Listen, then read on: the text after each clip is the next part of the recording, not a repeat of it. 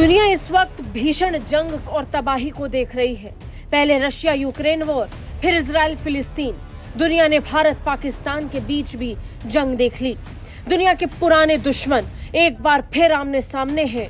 भीषण जंग लड़ी जा रही है और इसी बीच एक और जंग का आगाज हो चुका है। जंग नॉर्थ कोरिया और साउथ कोरिया के बीच। इजराइल ईरान संघर्ष के बीच एक और फ्रंट खुलने के लिए तैयार है। उत्तर कोरिया और दक्षिण कोरिया के बीच जंग की आहट अब महसूस की जा रही है। जानकारी के मुताबिक उत्तर कोरिया ने दक्षिण कोरिया पर भीषण हमले शुरू कर दिए हैं। जानकारी मिल रही है कि उत्तर कोरिया ने दक्षिण कोरिया पर 10 से ज्यादा रॉकेट दागे हैं। दक्षिण कोरिया की सेना ने इस बात की पुष्टि भी की है। दक्षिण कोरिया की सेना ने ये जानकारी खुद दी और बताया कि कैसे उस पर भीषण हमले हुए हैं। उत्तर कोरिया की राजधानी प्योंगयांग से नजदीक सुनान शहर से ये रॉकेट दागे गए।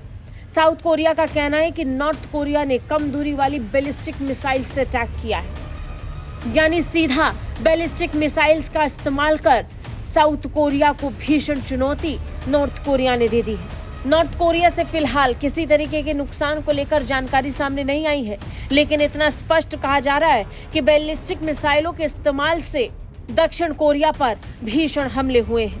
अहम बात यह भी है कि संयुक्त राष्ट्र सुरक्षा परिषद के प्रस्तावों ने उत्तर कोरिया को बैलिस्टिक मिसाइलों के इस्तेमाल पर प्रतिबंध लगा रखा है। इसी प्रतिबंध को ताक पर रखते हुए उत्तर कोरिया ने एक अलग तरीके की जंग को अंजाम देना शुरू कर दिया है। उत्तर कोरिया ने फिर भी बैलिस्टिक मिसाइलों का इस्तेमाल कर बता दिया है कि उसे प्रतिबंधों से कोई फर्क नहीं पड़ता। उसे जंग करनी है तो वो लड़ेगा। बता दें 13 जून की सुबह इजराइल ने ईरान के खिलाफ सैन्य कार्रवाई शुरू की थी। इसके बाद इजराइल और ईरान के बीच जंग भीषण हो गई। इजराइल की सैन्य कार्रवाई की वजह से ईरान में कम से कम 600 लोगों की मौत हुई। वहीं ईरान के जवाबी हमलों में इजराइल को जबरदस्त नुकसान पहुंचा है। और इसी नुकसान के बीच एक और खबर अब पूरी दुनिया को ये बता रही है कि एक और जंग नजदीक है। दुनिया भर में अमेरिका अपने स्तर पर भीषण जंगों को लेकर तरह तरह के दावे कर रहा है। भारत पाकिस्तान में ट्रंप बार बार कह रहे हैं कि उन्होंने जंग को रोकने की कोशिश की। भारत कह रहा है कि इसमें किसी तीसरे देश की कोई भूमिका नहीं थी। भारत और पाकिस्तान का सीजफायर उनके खुद की सहमति से हुआ, न कि राष्ट्रपति ट्रंप की।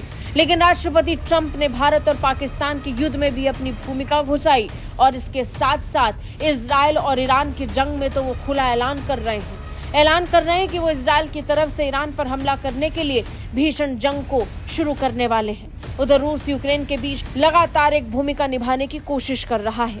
देखना होगा कि अब उत्तर कोरिया और दक्षिण कोरिया के बीच छिड़ी इस जंग को लेकर ट्रंप क्या कहेंगे।